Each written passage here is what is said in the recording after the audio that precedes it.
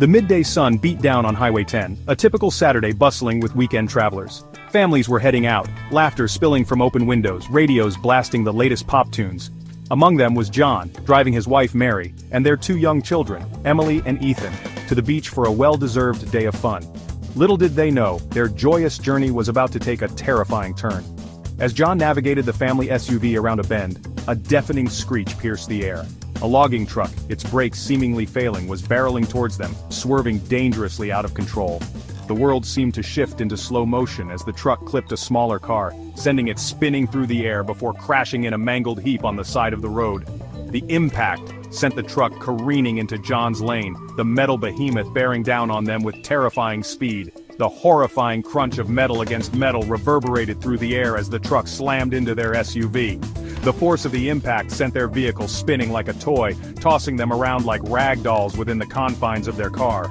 John could hear his children screaming in terror, their small voices lost in the cacophony of crashing metal and shattering glass. Then, everything went black. John awoke to a disorienting scene. His ears were filled with the sickening crackle of flames, the acrid smell of burning metal assaulting his nostrils. He was dangling upside down, held by his seatbelt, the world a confusing jumble of shattered glass and twisted metal. Panic surged through him as he remembered his family, his heart pounding in his chest. "Mary! Emily! Ethan!" he bellowed, his voice hoarse and desperate. Through the haze of smoke and disorientation, he heard his wife's weak cry. Turning his head with a jolt, he saw her slumped over the steering wheel, her eyes closed.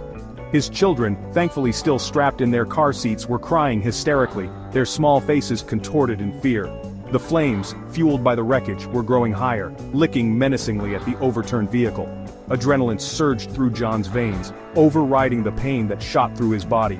He had to get them out. He had to get them out now. Ignoring the searing heat and the danger that surrounded him, John fought against the restraints of his seatbelt, his fingers struggling with the buckle.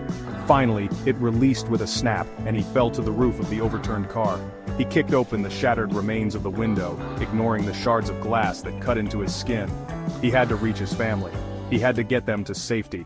There was no other option. Crawling through the broken window, John landed heavily on the crushed dashboard. He quickly unbuckled Mary, her limp body a dead weight in his arms.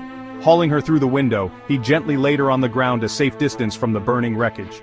He could hear the sirens in the distance, getting closer, but every second felt like an eternity. Looking back at the inferno that was once his car, John saw his children, their terrified eyes wide with fear.